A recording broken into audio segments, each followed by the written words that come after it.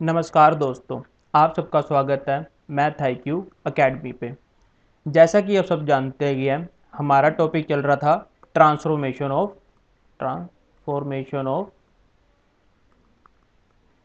Of axis in 3D। ठीक है, हमारे पास 3D प्लेन होता था, उसकी ट्रांसफॉर्मेशन देख रहे गए और उसके बारे में हम पर्टिकुलर डिस्कस कर रहे हैं। जो हमारे प्रीवियस 2 लेक्चर थे इसी पे बेस्ड थे। आज थर्ड लेक्चर है और जो ये लास्ट लेक्चर है, इसके अंदर हमारे सारे टॉपिक कंप्लीट हो जाएंगे। तो आज का टॉपिक शुरू करने से पहले थोड़ा सा जो प्रीवियस हमने करा था उसको देख लेते हैं, याद कर लेते हैं हमने करा क्या था। ठीक है, ट्रांसफॉर्मेशन हमारे पास प्लेन की 2 तरह से अभी तक हमने देखी है।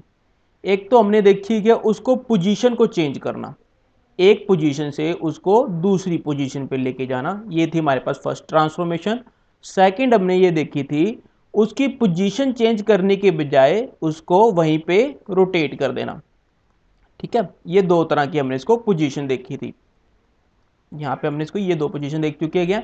इस पोजीशन को हमने याद किस तरह करा था? हमने इसको याद करा था, एक हाउस लिया था, हाउस के अंदर एक चेयर ली थी, चेयर को उसकी उस पोजीशन से उठा के दूसरी पोजीशन पे रखते थे। ठीक है, एक चेयर को अपनी उस पोजीशन से हटा के हाउस की दूसरी पोजीशन पे रखते थे। इस तरह इस चीज को हमने याद करा था। जब हमने इस चेयर को दूसरी पोजीशन पे लेके आए थे तब हमने चेक करा था, ना हमारे हाउस की लोकेशन चेंज हुई थी, ठीक है, और ना ही हमारे हाउस का स्ट्रक्चर चेंज हुआ था। सिमिलरली यहाँ पर भी जब हमने रोटेट करा था तो इसको हमने इस एग्जांपल के थ्रू याद रखा था कि यहाँ पे ये जो चेयर है इसको हमने इसी की पोजीशन पे रोटेट करा था, इस चेयर को अपने ही पोजीशन पे रोटेट करा था। अगर मैं इसकी चेयर की ओल्ड पोजीशन पे अगर मैं सिट करता या बैठता तब जो मेरा फेस था वो इस साइड आता। जब मैंने चेयर को रोटेट करा अब उसके बाद मैं उस चेयर पे बैठा तो जब मेरा फेस है वो इस साइड आया। ठीक है, यहां पर भी जब मैंने चेयर को रोटेट करा ना मेरा हाउस चेंज हुआ, ना हाउस का स्ट्रक्चर चेंज हुआ, ना हाउस की लोकेशन चेंज हुई। इससे हमें यह चीज क्लियर होती है, अगर हमारे पास यहां पर कोई कर्व होती है, दोनों प्लेन के अंदर कर्व होती हैं, चाहे ट्रांसफॉर्मेशन में या रोटेशन में, तो कर्व अपनी जगह पोजीशन चेंज नहीं करती। जो हमारे पास कर्व है वो पोजीशन या जगह चेंज नहीं करती। पोजीशन या जगह चेंज क्या कौन करता है? हमारा प्लेन करता है। ठीक है, ये हमारा प्लेन करता है, ना कि हमारी कर्व करती है। ठीक, और कर्व की इक्वेशन चेंज क्यों होती है? क्योंकि हमारा जब प्लेन चेंज करता है तो हमारे जो देखने का नजरिया कह लीजिए, अगर एग्जाम्पल के थ्रू बात करूं तो जैसे यहां से चेयर यहां पे आई तो हमारा हाउस देखने का नजरिया, जो विजुअलाइजेशन थी वो चेंज हुई थी, जिसके कारण हमारे पास इक्वेशंस चेंज होती है। जैसे यहाँ रोटेशन के कारण जो हाउस की विजुअलाइजेशन थी वो चेंज हुई थी, तो जिसके कारण यहाँ पर इक्वेशन चेंज होती है। विजुअलाइजेशन चेंज होने से इसका मतलब ये थोड़ी ना था कि हमारा हाउस चेंज हो गया, हाउस का स्ट्रक्चर चेंज हो गया। तो सिमिलरली यहां पर भी यही है कि जब रोटेशन के अंदर या ट्रांसफॉर्मेशन के अंदर, पोजीशन चेंज के अंदर कर्व की इक्वेशन चाहे हम चेंज करते थे पर उसका स्ट्रक्चर चेंज नहीं होता था। क्लियर है? अब इसके अंदर जो हमारे पास बेसिक जो हमारे पास फॉर्मूला आया था वो ये था पोजीशन चेंज के अंदर, वो था x is equal to x prime plus alpha, y is equal to y prime plus beta, z is equal to z prime plus gamma. Where जो हमारे पास x y z थे वो ओल्ड कोऑर्डिनेट्स थे, जो हमारे पास x prime y prime z prime थे वो हमारे पास न्यू कोऑर्डिनेट्स थे। ठीक है, और जो अल्फा बीटा गामा हमारे पास थे वो थे ओरिजिन था जिसपे हमने कह लीजिए, या न्यू ओरिजिन कह लीजिए, जिसपे हमने अपने प्लेन को शिफ्ट करा था। मतलब कि यहाँ पे जो होता था वो अल्फा बीटा गामा होता था। ठीक है, और जो यहाँ पे हमारे पास हमने इसको फॉर्मूले को याद करा था एक टेबल के थ्रू याद रखा था। टेबल के अंदर हमारे पास यहाँ पे क्या होता था? X y z. ठीक है, यहां हम रखते थे एक्स प्राइम वाई प्राइम और एक जेड प्राइम, इसको यहां तक कर लीजिए। ठीक है, अब हमारे पास ये रखते थे और इसके बाद हम क्या करते थे, यहां पे हम लिखते थे अपने डायरेक्शंस को साइंस। मान लीजिए जो मेरे पास ये एक्स प्राइम है, ये मेरे पास वाई प्राइम है और ये मेरे पास जेड प्राइम है, और ये एक्स ये वाई ये जेड, इसके जो डायरेक्शन कोसाइन हमारे पास आए L1 M1 N1, तो हम इसको क्या लिखते थे, रो वाइज, याद हो तो इसको रो वाइज हम लिखते थे यहाँ पे L1 M1 N1। और जो इसके डायरेक्शन कोसाइन से लेट कर लीजिए L2 M2 N2, तो इसको भी हम यहाँ पे रो वाइज लिखते थे L2 M2 N2। सिमिलरली अगर इसके हम लेट कर लें L3 M3 N3, तो इसको भी हम यहाँ पे लिखते थे L3 M3 N3।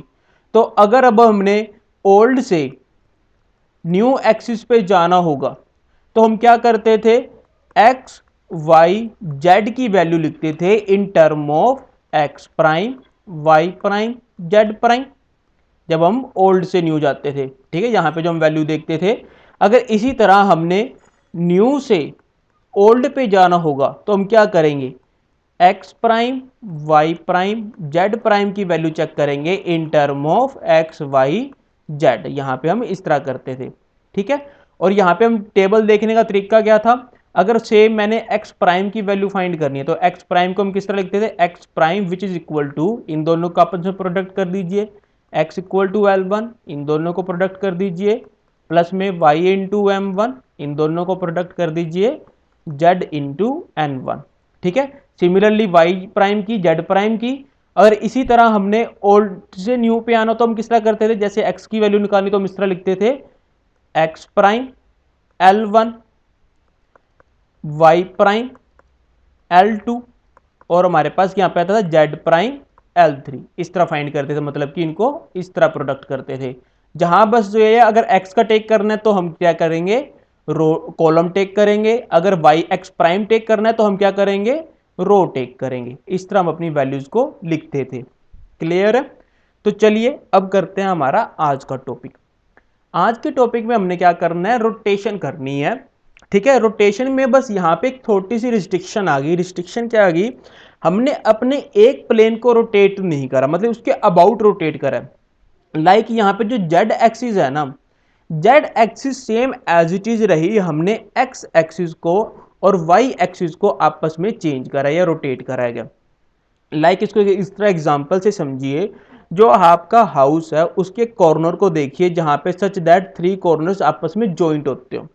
ठीक है, जहां पे आपके थ्री कॉर्नर्स को जॉइंट होते हो, वहां पे अगर हम जो आपके हाइट वाला कॉर्नर है उसको जेड एक्सिस का नाम दे दे, साथ साथ मतलब कि इमेजिनेशन करते चलिए और अपने घर के जो कॉर्नर है उसको ध्यान से देखते चलिए। अगर मैं उसको जो हाइट वाले कॉर्नर को जेड एक्सिस का नाम दे दूं और जो आपके फर्श पे जो दो कॉर्नर है उसको एक्स या वाई, जिसको मर्जी दे दीजिए, कोई दिक्कत वाली बात नहीं है, एक को एक्स और दूसरे को वाई का नाम दे दीजिए। अब हमने क्या करा, एक्स एक्सिस को थोड़ा सा रोटेट करवा दिया, इसको एक्स प्राइम दे दिया और यहां से वाई एक्सिस को भी थोड़ा सा रोटेट करवा दिया, सेम एंगल पे रोटेट करवाया। तो ये देखिए जो आपके पास जेड एक्सिस है वो न्यू के साथ भी 90 डिग्री का एंगल ही बनाती होगी। जो न्यू आप उसको रोटेट कर दोगे हाइट के साथ 90 डिग्री का ही एंगल बनाती होगी, वो चेंज नहीं होगा। ठीक है, तो इसी कारण हमने यहां पर क्या करा, जेड एक्सिस को सेम एज इट इज रखते हुए जो हमारे पास एक्स एक्सिस है उसको रोटेट कर दिया, वाई एक्सिस है उसको रोटेट कर दिया अबाउट थीटा एंगल। हमने लेट कर लिया कि हमने थीटा एंगल दोनों साइड रोटेट कर दिया। अब रोटेट करने से अब ये क्या हुआ, जो ये ओल्ड एक्सिस के साथ ही है ना 90 डिग्री एंगल ही बना रही है। ठीक है, और जहां पे जो जेड है वो जेड प्राइम का काम भी कर रही है। यहां से हमें दो खासियत मिली जेड एक्सिस की।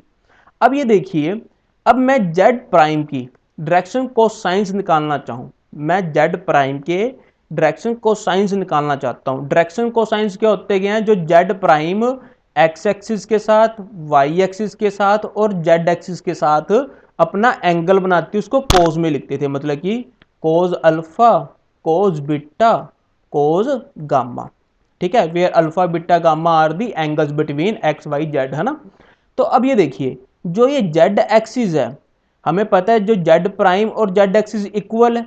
अब यहाँ पे ये खासियत हमें मिली है, तो इसका मतलब z prime is equal to z है, और इसका हमें पता है कि जो जेड है वो एक्स एक्सिस के साथ कितना डिग्री एंगल बनाती है, 90 डिग्री का। तो यहाँ पे कोस अल्फा की जगह क्या आ गया, कोस 90 डिग्री। सिमिलरली जो जेड एक्सिस है वो वाई एक्सिस के साथ कितना एंगल बनाती है, 90 डिग्री बनाती है, तो यहाँ से हमारे पास क्या आ जाएगा कोस 90 डिग्री। अब ये देखिए, अब ये जेड एक्सिस खुद के साथ कितना एंगल बनाती है, 0 एंगल। तो यहां हमारे पास क्या आ जाएगा कोस 0। तो यहां पे हम वैल्यू देखेंगे, हमारे पास क्या आ जाएगी 0 0 1, ये हमारे पास एंगल आ जाएगी। ये किसका है, हमारे डायरेक्शन कोसाइन जेड प्राइम के भी कह लीजिए या जेड के कह लीजिए, वो हमारे पास है 0 0 1, ये हमारे पास जेड प्राइम के आगे। सिमिलरली अब मैंने एक्स प्राइम के डायरेक्शन कोसाइंस निकालने हैं। अब ये देखिए जो एक्स प्राइम है वो एक्स एक्सिस है कितना एंगल बना रही है, थीटा एंगल बना रही है, क्योंकि हमने थीटा एंगल रोटेट करा है, तो एक तो पहले यही आ जाएगा कोस थीटा। ठीक है, अब ये देखिए, अभी हमने इसको चेक करना है कि ये वाई एक्सिस के साथ कितना एंगल बना रही है। जो हमारे पास ये एक्स प्राइम है ये वाई एक्सिस के साथ कितना एंगल बना रही है, मतलब कि बीच में यहाँ पे कितना एंगल बन रहा है, हमने ये चीज काउंट करना है। अब ये काउंट करना तो टफ है, पर हमें ये चीज पता है कि जो ये वाला एंगल है वाई ओ एक्स है वो 90 डिग्री है। वाई ओ एक्स जो हमारे पास ये वाला एंगल है वो हमारे पास कितना है 90 डिग्री है, और जो ये एंगल है वो कितना है थीटा है। अगर मैं इस 90 डिग्री में ये थीटा माइनस कर दूं, इस टोटल 90 डिग्री में ये थीटा माइनस कर दूं, तो मेरे पास एंगल कौन सा बचेगा, ये वाला ये एंगल बचेगा, और यही एंगल मैंने फाइंड करना है। तो ये एंगल कितना हो जाएगा 90 डिग्री माइनस थीटा, तो यहां हम लिख सकते हैं क्या कोस 90 डिग्री माइनस थीटा। सिमिलरली अब हमने क्या चेक करना है कि ये एक्स प्राइम जेड के साथ कितना एंगल बनाता है। ये तो मैंने आपको भी बताया था कि इसको रोटेट करोगे तो ये 90 डिग्री ही बनाएगा, तो यहां पे क्या आ जाएगा कोस 90 डिग्री। अब इसकी वैल्यू निकाल लेंगे तो हमारे पास क्या आ जाएगा, ये आ जाएगा कोस थीटा, ये आपके पास कन्वर्ट हो जाएगा साइन थीटा के अंदर, ये हो जाएगा साइन थीटा, और इसकी वैल्यू हमारे पास हो जाएगी 0। तो ये हमारे पास डायरेक्शन कोसाइंस आ गए एक्स प्राइम के। सिमिलरली अगर हम इसके निकाल लेंगे तो यहाँ पे आपके पास क्या आ जाएगा, ये देखिए, अब जो ये एक्स वाई प्राइम है, जो ये हमारे पास वाई प्राइम है एक्स एक्सिस के साथ कितना एंगल बनाती है, अब हमने ये चीज चेक करना है। तो सॉरी मैंने ये चीज देखना था, ये वाई प्राइम एक्सिस है जो हमारे पास एक्स एक्सिस का कितना एंगल बनाती है, अब हमने ये चीज चेक करना है। हमें पता है कि जो ये वाला एंगल है, जो हमारे पास ये वाला एंगल है वो कितना है 90 डिग्री, और जो ये एंगल है वो कितना है थीटा, तो ये क्या हो जाएगा 90 डिग्री प्लस थीटा। ठीक है, तो ये हमारे पास क्या आ जाएगा कोस 90 डिग्री प्लस थीटा, ये एंगल आ जाएगा। ठीक है, ये प्लस लिखा है मैंने। अब सिमिलरली अब हम इसको किसका निकालना है, ये एंगल वाई एक्सिस का कितना बनाती है, तो हमारे पास ये गिवन ही है थीटा एंगल बनाती है, तो यहाँ क्या आ जाएगा कोस थीटा, और जेड एक्सिस के साथ कितना बनाती है 90 डिग्री, कोस 90 डिग्री। तो यहाँ से डायरेक्शन कोसाइंस क्या आ जाएंगे, ये हमारे पास माइनस साइन थीटा में कन्वर्ट हो जाता है, माइनस साइन थीटा, ये आ गया हमारे पास कोस थीटा, ये हमारे पास आ गया 0।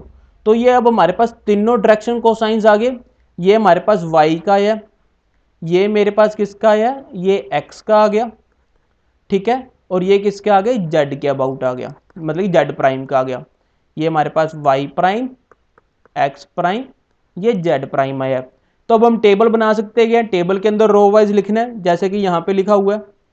इस टेबल के अंदर इस सबको रो वाइज लिख दिया। यहाँ पे हमने x के क्या निकाल लेते कोस थीटा साइन थीटा 0, यहाँ minus sine theta cos theta 0, और यहाँ 0 0 1, ये टेबल बना दिया। अब बस हमने इसको फॉर्मूले को इस्तेमाल करना है। अगर हमने ओल्ड से न्यू एक्सिस पे जाना है, ओल्ड से न्यू एक्सिस पे जाना है, तो इसका मतलब हमने क्या करना है, एक्स वाई जेड की वैल्यू निकालनी है in term of x prime y prime z prime. तो इनको मल्टीप्लाई लिख देंगे, cos theta into x prime minus sine theta into y prime, यहाँ 0 आ गया, ये फॉर्मूला आ गया। फिर इसको क्या ना, अगर y की वैल्यू निकालेंगे तो हमारे पास ये फॉर्मूला आ जाएगा, फिर इसको इस तरह मल्टीप्लाई करवा देंगे, इसी तरह z की वैल्यू आ जाएगी। और सिमिलरली अगर हमने न्यू से ओल्ड पे जाना है, हमने न्यू से ओल्ड पे जाना, तो हम x prime y prime z prime की वैल्यू निकाल लेंगे in term of x y z. तो यहाँ से वो फॉर्मूला अप्लाई कर देंगे, और यहाँ से हमारे पास वो रिजल्ट आ जाएंगे। ठीक है, बाकी हमने बस वो टेबल ही मेन है, टेबल याद रखना है, हमारे पास सारा काम ऑटोमेटिकली हो जाएगा। मेन है हमारा टेबल, क्लियर। तो इसी तरह अब यही रोटेशन हमारे पास एक्स एक्सिस अबाउट भी हो सकता है, ठीक है, और वाई एक्सिस के अबाउट भी हो सकता है, जिसके टेबल आपके पास ये बनेंगे। ये अब आपका लिए होमवर्क का काम करेगा। अब ये आपने खुद ने ट्राई करने घर पे कि ये वैल्यूज बना के देखना कि आपके पास आ रही है नहीं आ रही। Same as it is result apply करना है जो मैंने आपको अबाउट जेड एक्सिस कराया है। तो एक्स एक्सिस में आपके पास ये वाली टेबल आ जाएगी और वाई एक्सिस में आपके पास ये वाली टेबल आ जाएगी।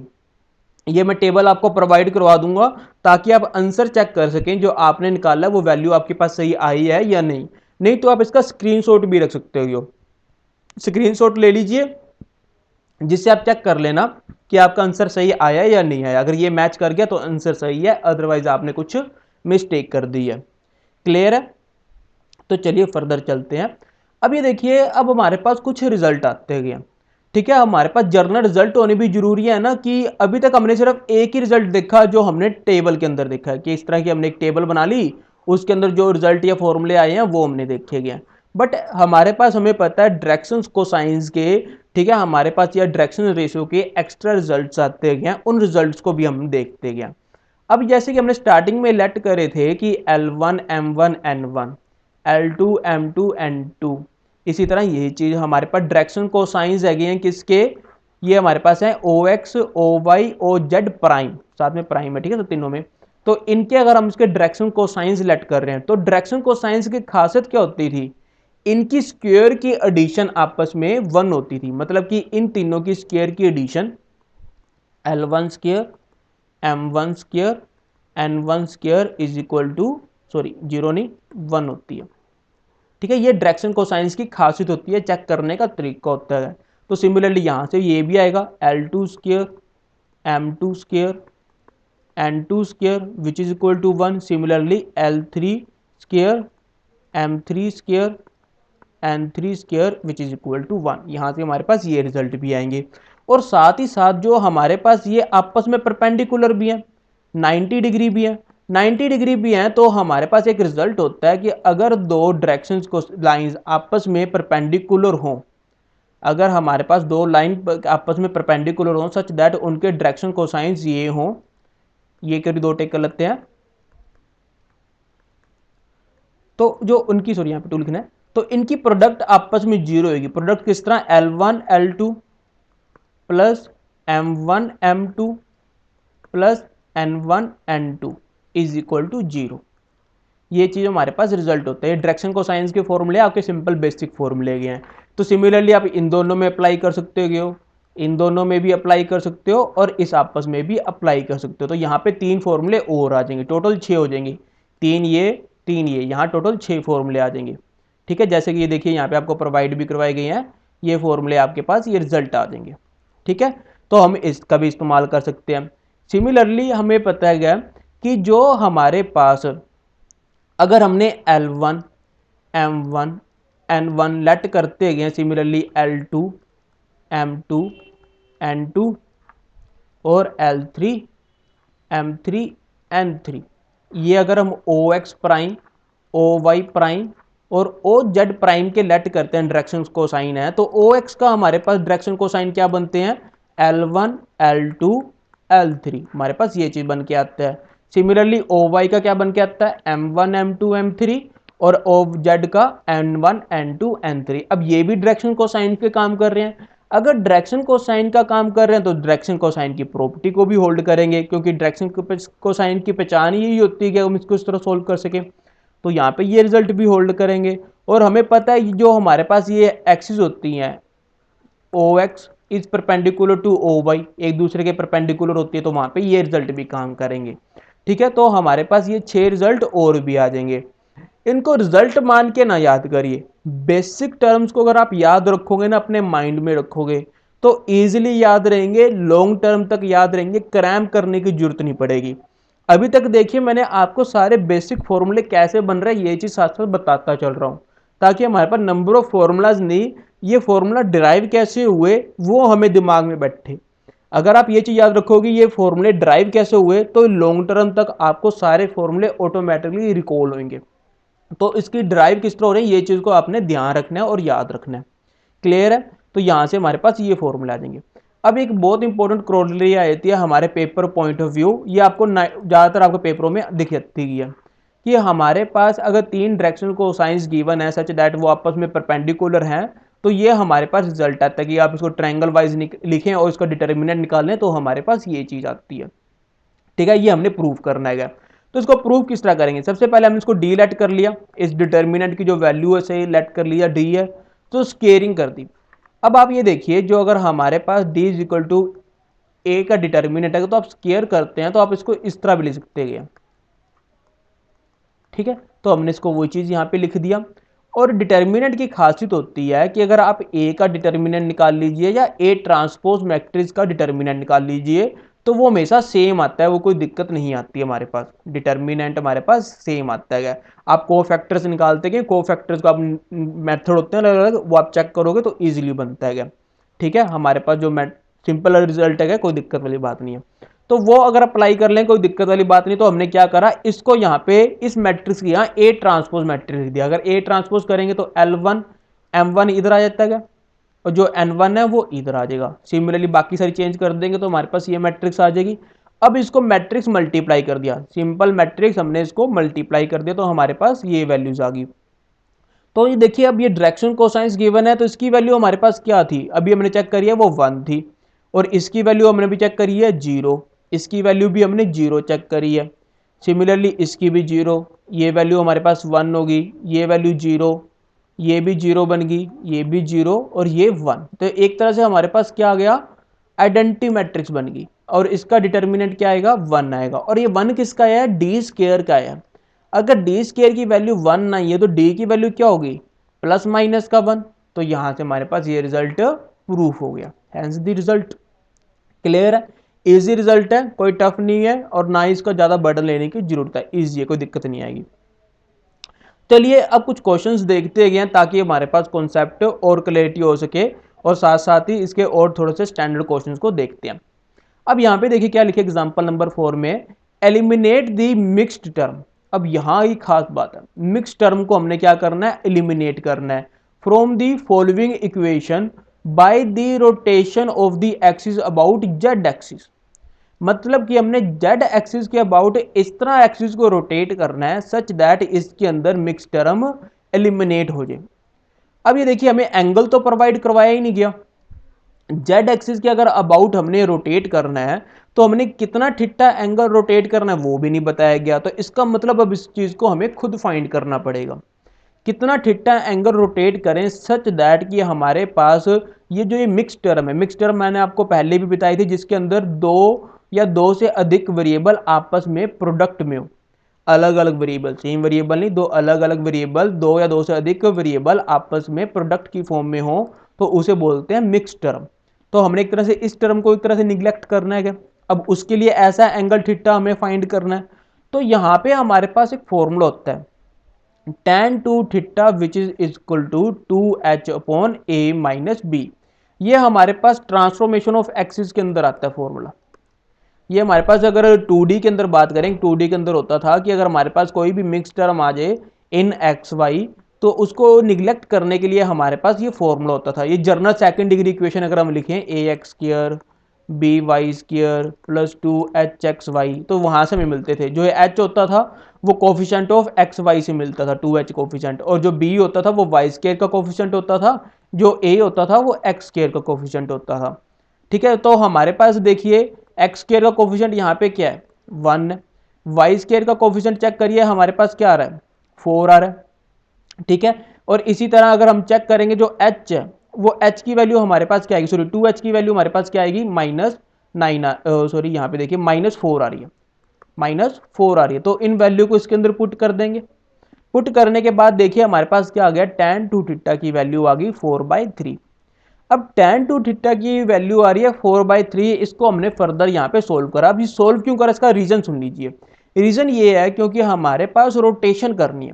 रोटेशन में हमारे पास यूज होता है क्या, अगर आपको याद हो तो यहाँ पे हमारे पास formula cos theta sine theta, zero matrix बना रहा हूँ वो वाली, minus sine theta cos theta 0 0 0 1, ये वाली हमारे पास वो टेबल यूज होता है। अब ये टेबल अगर हमारे पास यूज होता है तो हमें वैल्यू किसकी चाहिए, हमें चाहिए यहाँ पे कोस थीटा साइन थीटा की वैल्यू, और आ किसकी रही है हमारे पास वैल्यू, tan 2 थीटा की वैल्यू। तो मतलब कि tan 2 थीटा हमें ना भी परेशान कर रहा है, तो इसका मतलब हमें 2 थीटा को खत्म करना पड़ेगा, जिसके कारण हमने tan 2 थीटा का यहाँ पे फॉर्मूला लगाया।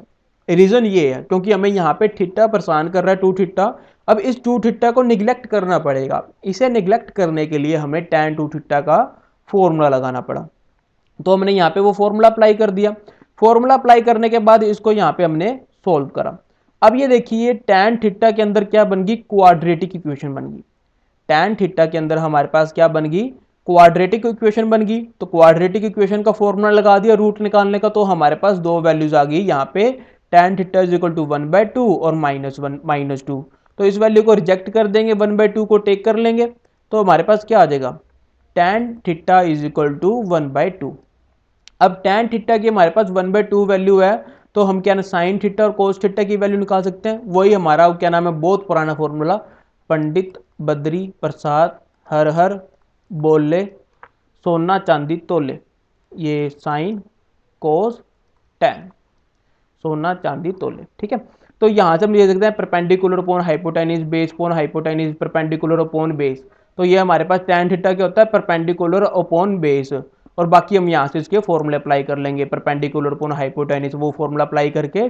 तो हमने यहाँ से क्या करा, साइन थीटा कोस थीटा की वैल्यू निकाल दी। अगर आपने चाहिए तो मैं निकाल देता हूँ। जैसे P की वैल्यू हमारे पास यहाँ पे क्या होगी, कंपेयर करेंगे आपस में, तो 1, B की वैल्यू क्या होगी हमारे पास 2, H हमारे पास क्या होता है p square plus b square का होल रूट होता है। तो यहाँ से हमारे पास क्या आ जाएगी 1 + 4 विच इज इक्वल टू √5, ये H की वैल्यू आ गई।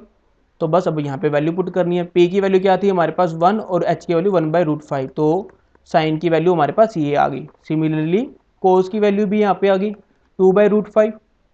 अब हमने क्या करना है, हमारे पास जो टेबल था, टेबल के अंदर कोस theta sine theta 0 minus sine theta cos theta 0 0 0 1, ये हमारे पास टेबल होता है जब हम जेड एक्सिस को रोटेट करते थे, जेड एक्सिस के अबाउट रोटेट करते थे। अब हमने यहाँ पे क्या करना है, ओल्ड से न्यू पे जाना है। हमने ओल्ड से न्यू पे जाना है, तो हमने क्या करेंगे, एक्स वाई जेड की वैल्यू निकाल लेंगे in term of x prime y prime z prime. हमें x की वैल्यू निकालनी है in term of x prime y prime z prime. तो हमने वो फॉर्मूला अप्लाई कर दिया। फॉर्मूला अप्लाई करने के बाद हमने यहाँ पे जो कोस थीटा और साइन थीटा की वैल्यू पुट कर दी, तो हमारे पास ये रिजल्ट आ गया। ठीक है, अब ये एक्स वाई जेड की वैल्यू अगर हम अपनी इक्वेशन के अंदर पुट कर दें, जो हमारी इक्वेशन है, जो ये इक्वेशन थी, इस इक्वेशन के अंदर हमने पुट कर दिए। पुट करने के बाद हमारी इक्वेशन इस तरह की दिखेगी। ठीक है, और इसको हमने सॉल्व करना है। सिंपली अब इसको सॉल्व कर लेंगे। सॉल्व करने के बाद आप चेक करोगे आपके पास मिक्स टर्म इसके अंदर निगलेक्ट हो जाएगी, मिक्स टर्म इसके अंदर निगलेक्ट हो जाएगी, और ये आपका फाइनल आंसर आ जाएगा। इसके अंदर जो बेसिक टास्क था वो थीटा निकालने का था, और वो हमारे पास फॉर्मूला काम करेगा। फॉर्मूला क्या था, tan 2 theta which is equal to 2h upon a minus b. ये फॉर्मूला आपने याद रखना है। ठीक है, ये हमारे पास ट्रांसफॉर्मेशन ऑफ एक्सिस 2D के अंदर आता है। डिटेल प्रूफ हम इसका क्या नाम है पिछले सेमेस्टर में करा था, वही बस आपके क्या नाम है प्रूफ आपका यहाँ पे यूज हुआ है, वो उसका रिजल्ट यूज हुआ है, तो हम इसका यहाँ वो रिजल्ट यूज करेंगे। क्लियर, चलिए नेक्स्ट क्वेश्चन देखते हैं। नेक्स्ट क्वेश्चन एग्जांपल हमारे पास क्या है, example number 5, let OA OB OC be 3 mutually perpendicular line. आपस में तीनों क्या है म्यूचुअली परपेंडिकुलर, मतलब कि एक दूसरे के साथ ये क्या बना रही है 90 डिग्री का एंगल बना रही है। ठीक है, थ्रू दी ओरिजिन, साथ ही साथ ये किस में से पास कर रही है, ओरिजिन में से पास कर रही है। हुज डायरेक्शन कोसाइंस आर, ये हमें गिवन है, साथ साथ इनके डायरेक्शन कोसाइंस भी गिवन है। मतलब कि x axis y axis z axis के जो OA के डायरेक्शन कोसाइंस हैं वो यहाँ पे हमें ये गिवन है। ठीक है, इफ OA OB OC की लेंथ A है, ठीक है, तीनों की लेंथ इक्वल दे दी, जो ये तीनों लाइंस हैं इनकी, अगर आपको उसको मैं थोड़ा ग्राफिकल ग्राफ के थ्रू बताना चाहूँ, अगर ये मेरे पास x है, ये y है, ये z है, ये मान लीजिए कोई OA हमें प्रोवाइड करवा दी, ये O रीजन है,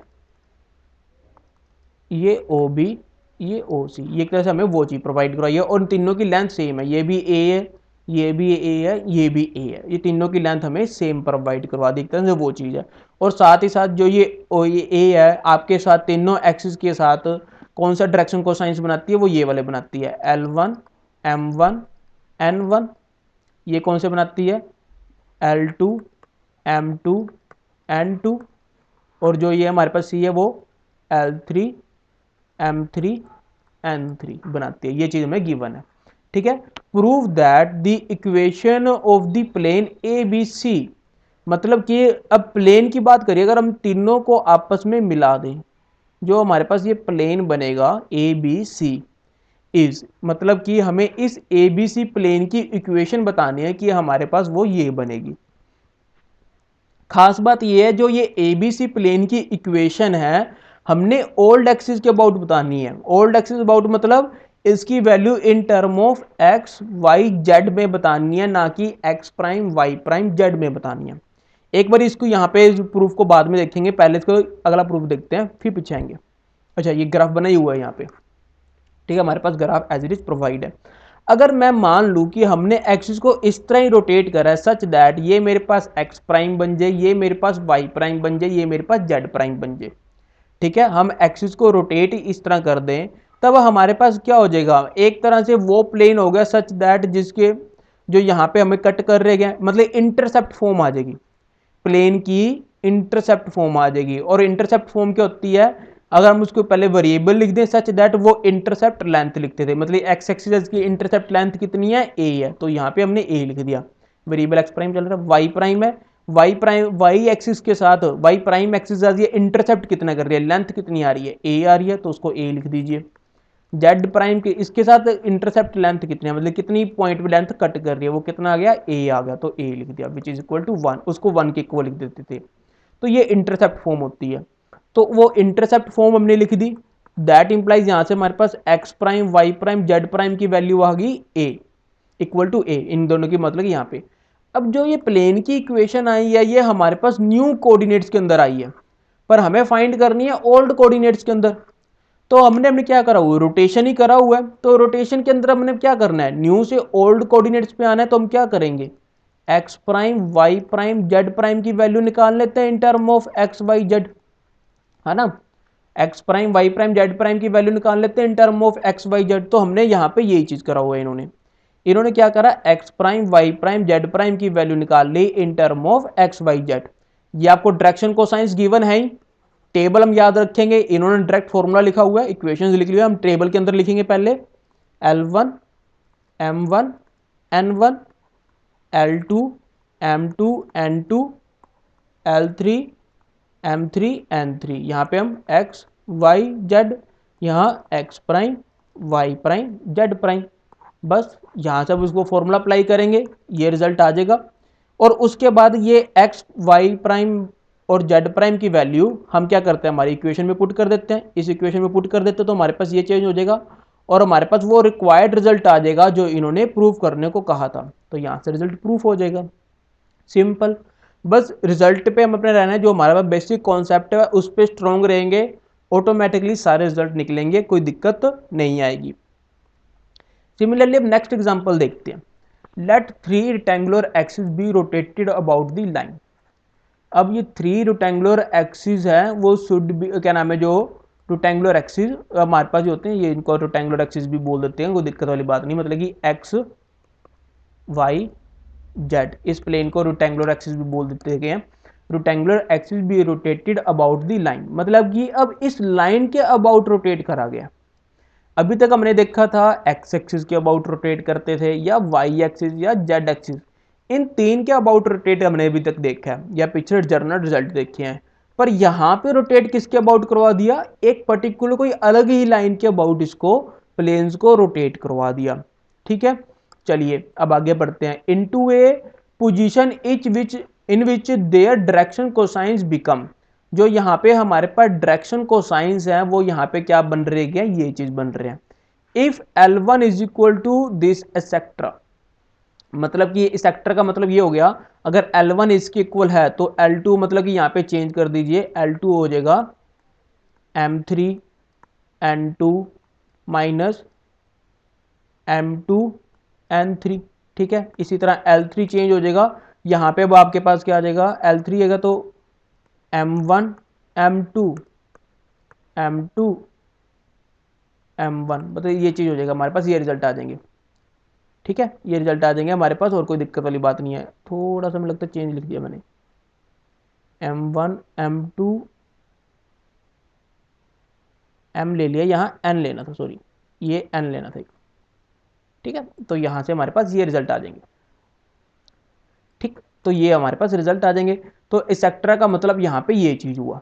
ठीक है, कंफ्यूज नहीं होना, रिसेप्टर का मतलब हमारे पास ये चीज हुआ। प्रूव दैट हमारे पास ये रिजल्ट होल्ड करेगा। अब क्वेश्चंस को हम वापस रीड करते हैं ध्यान से कि हमारे पास क्या गिवन है। हाँ जी, हमने इसको वापस रीड करते हैं। Let 3 rectangular axis be rotated about the line, मतलब कि इस लाइन के अबाउट रोटेट करते हैं। लेट कर लेते हैं, वो लाइन ये है। ठीक है, एल का नाम देते हैं, ये लाइन है। Into A position in which their direction cosines become, मतलब कि इन तीनों एक्सिस को इस तरह रोटेट करना है। ये एक्स प्राइम वन मान लीजिए, ये वाई प्राइम, ये मान लीजिए जेड प्राइम, सच दैट अब जो इस एल एक्सिस के हैं ना, जो ये एल लाइन के हैं, इन न्यू के साथ मतलब कि x prime y prime z prime के साथ जो डायरेक्शन कोसाइंस बनेंगे वो ये बनेंगे। ठीक है, समझ रहे हो कि इस लाइन की अब हम बात कर रहे हैं, वो चेंज हो रही है कि वो उसके क्या नाम है डायरेक्शन कोसाइंस, अब हमारे पास ये चीज बन रही है। ठीक है, आपस में। और यहाँ पे अगर हमारे पास ये कंडीशन होल्ड कर जाए तो हमें प्रूव करना है कि ये इक्वेशन भी ये होल्ड करेगी, हमारे पास हमने प्रूव करना है। क्लियर, क्वेश्चन क्लियर है। अब ये देखते हैं इसको आगे। अब यहाँ पे हमारे पास क्या लिखा है, since the axis be are rotated about the line 1, therefore angle formed by the old axis with 1 are same as the angle formed by the new axis with the 1। अब ये देखिए, रोटेशन में खासियत होती थी, जिस भी लाइन के अबाउट हम रोटेट करते थे, रोटेशन के अंदर अभी तक देखिए, चाहे हमने जेड एक्सिस के अबाउट करो या वाई एक्सिस के अबाउट करो या एक्स एक्सिस के, जिस लाइन के अबाउट रोटेट करते थे वो अपना एंगल बाकियों के साथ चेंज नहीं करती थी। अगर जेड एक्सिस के अबाउट चेंज करते थे, अगर ये हमारे पास मान लीजिए न्यू वाई प्राइम आई थी, ये एक्स प्राइम आई थी, जो ये एंगल थे जेड एक्सिस के साथ अपना चेंज नहीं करती थी रोटेशन के बाद। ठीक है, जब हम एक फिक्स रखते हैं ना, इसकी खासियत होती थी। तो इसका मतलब अगर हमने किसी लाइन L1 को भी अगर हमने फिक्स रखा है, तो जो हमारी इसकी खासियत है उसको रखनी पड़ेगी कि मतलब कि ये अपना एंगल चेंज नहीं करेगी। तो यहाँ पे फिर हम एंगल का फॉर्मूला लगा देते हैं। हमें पता है जो ओल्ड एक्स एक्सिस है उसके हमारे पास डायरेक्शन कोसाइंस क्या होते हैं, 1 0 0। ठीक है, और यहाँ पे हमारे पास new direction cosines x axis क्या बने, L1 M1 N1। ठीक है, ये बने न्यू एक्स एक्सिस के, जो हमारे पास है ये बने न्यू एक्सिस के, मतलब कि ओ एक्स प्राइम के जो हमारे पास डायरेक्शन कोसाइंस है हमारे पास ये बने हैं। तो जो इन दोनों के अगर हम एंगल निकाल लेंगे किसके साथ, उस लाइन एल के साथ, तो वो सेम बनेगा।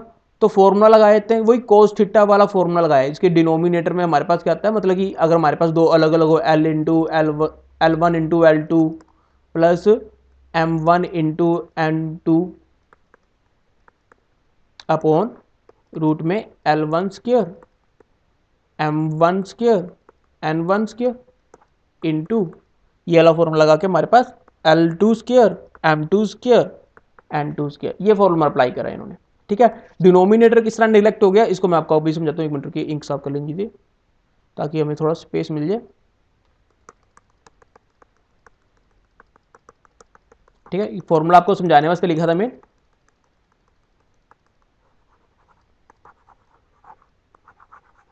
एक सेकंड बस, जस्ट चलिए। तो अब मेरी चीज क्लियर है। तो अब ये देखिए, अब यहाँ पे मैं अप्लाई कर दिया, तो यहाँ डिनोमिनेटर में नीचे क्या आ जाएगा, रूट के अंदर लैम्डा का स्क्वायर, म्यू का स्क्वायर, वी का स्क्वायर अपॉन L1 का स्क्वायर, M1 का स्क्वायर और N1 का स्क्वायर। हमें LMN क्या गिवन है, डायरेक्शन कोसाइंस, तो इनकी वैल्यू क्या हो जाएगी, 1 हो जाएगी। ठीक है, ये चीज रह जाएगी। और यहाँ पर हम देखेंगे तो यहाँ पे क्या आएगा, mu square lambda square plus v square और मल्टीप्लाई में 1 का होल स्क्वायर, ये तो 1 हो ही जाएगा। और ये आपस दोनों में निगलेक्ट हो जाएंगे, ये डिवाइड में लिख रहा हूँ, ये इसके डिवाइड में, ये इसके डिवाइड में, तो मतलब आपस में इक्वल में है, क्रॉस मल्टीप्लाई होगी तो आपस में ये दोनों कैंसिल आउट हो जाएंगे और यहाँ ये चीज बन गई। अब डायरेक्शन कोसाइंस एक चीज मैं आपको बता दूं, यहाँ पे जो हमें लाइन गिवन होती है, जो यहाँ ये डिनोमिनेटर में लिखे होते हैं, ये या तो डायरेक्शन रेशो बनते हैं या ये बनते हैं डायरेक्शन कोसाइन। डायरेक्शन रेशो बनते हैं या डायरेक्शन कोसाइन बनते हैं या कोसाइन बनते हैं, इन दोनों में से एक चीज बनते हैं। ठीक है, डायरेक्शन रेशो कब होते हैं? जब इनकी स्क्वायर की एडिशन 1 ना बने तब ये हो जाते हैं डायरेक्शन रेशो। अगर इनकी स्क्वायर की एडिशन 1 बन जाए तो हमारे पास क्या हो जाते हैं? Direction cosine.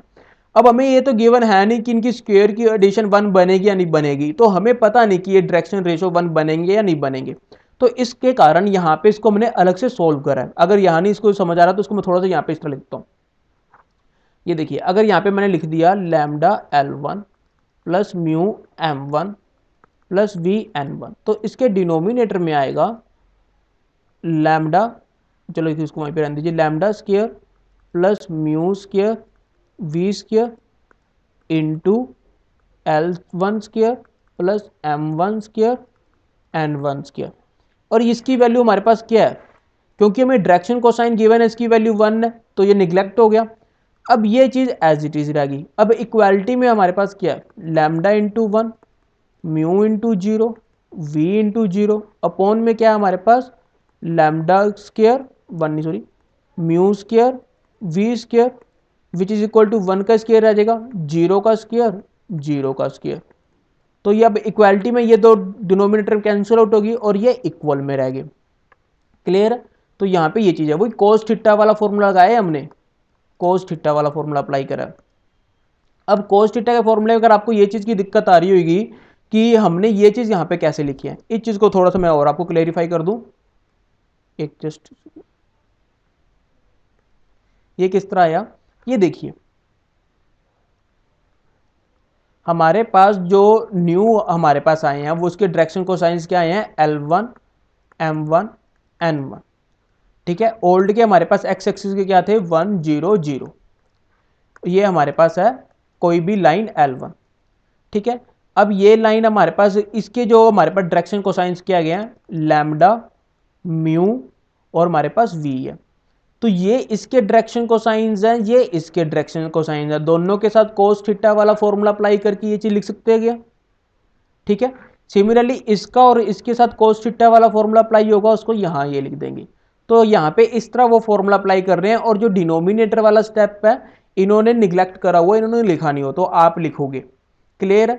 सिमिलरली हम इसको क्या नाम है, दूसरी एक्सिस के साथ भी लिख सकते हैं, वाई एक्सिस के साथ भी, जेड एक्सिस के साथ भी, तीनों को इन्होंने यहाँ पे लिख दिया है। इस फॉर्मूले को यहाँ से हमारे पास इस थ्रू आए हैं। ठीक है, यहाँ पे इन्होंने नोट के अंदर यही बताया हुआ है। क्लियर है? अब ये चीज को इधर लाके सोल्व करके लिख लिया, हमारे पास ये इक्वेशन आ गई।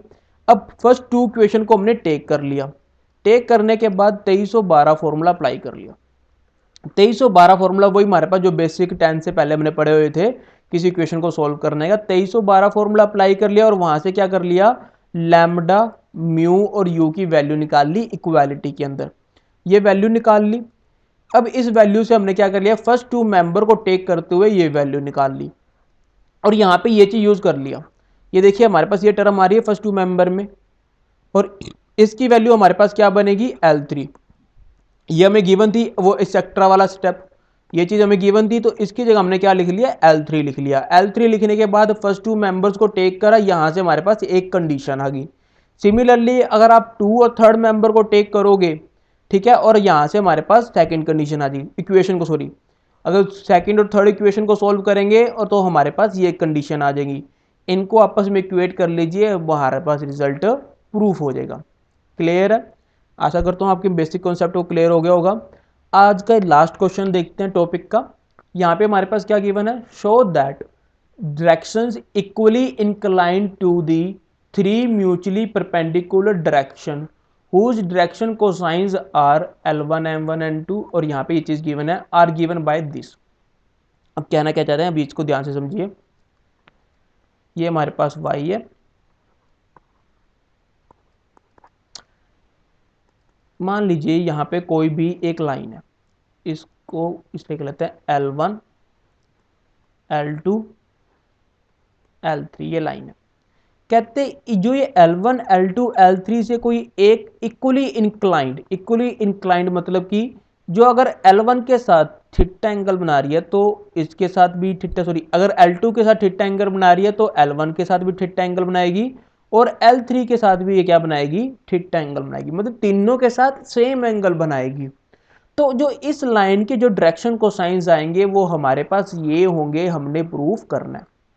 मैं रिपीट करता हूँ, L1, L2, L3 हमें 3 लाइंस गिवन है सच दैट L1 के मान लीजिए हमारे पास डायरेक्शन कोसाइंस क्या है, L1, M1, N1 है।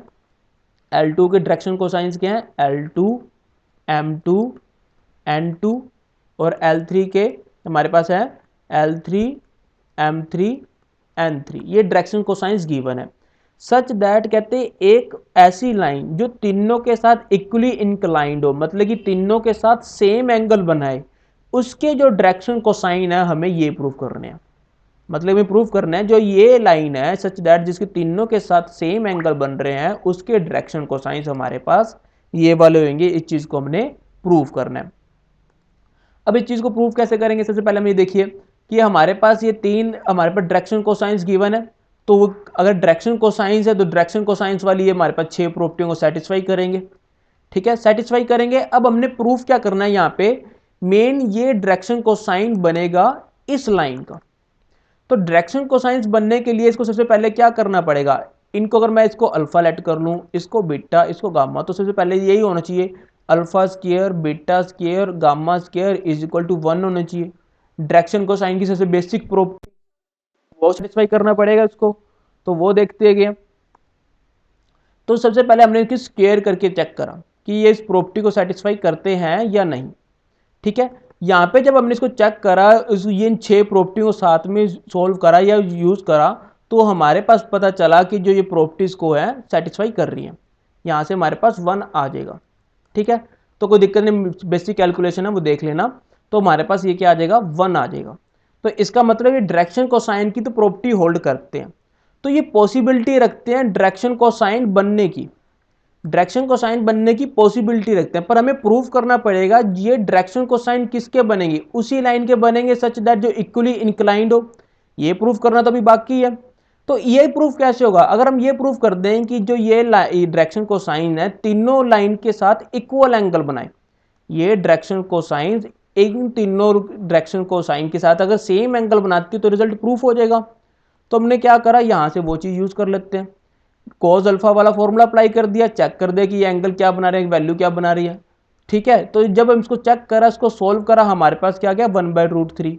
सिमिलरली हमने कोस बीटा निकाल लिया, वहां से भी 1/√3, कोस गामा निकाल लिया, वहां भी 1/√3। मतलब कि इन्होंने क्या करा, जो वो L1 ये L1 ये L2 अगर ये L3 है, लेट कर लिया कि जो ये लाइन है इसके साथ अल्फा एंगल बना रही है, इसके साथ बीटा और इसके साथ गामा एंगल बना रही है। तो इसकी वैल्यू चेक करी, कोस alpha cos beta cos gamma की क्या आ रही है, तो वो हमारे पास 1/√3 1/√3 1/√3 आ गया। सिंपली फॉर्मूला लगाया कोस अल्फा वाला। ठीक है, तो यहाँ पे वो फॉर्मूला चेक करा तो हमें पता चला तीनों लाइन के साथ सेम एंगल बन रहा है, सेम एंगल बन रहा है, तो यहाँ से वो रिजल्ट प्रूफ हो गया। हमें यही तो प्रूफ करना था। आशा करता हूँ आप सबको मुझे रिजल्ट समझ आए होंगे। फिर मिलते हैं मेरी नई वीडियो के साथ। Okay friends.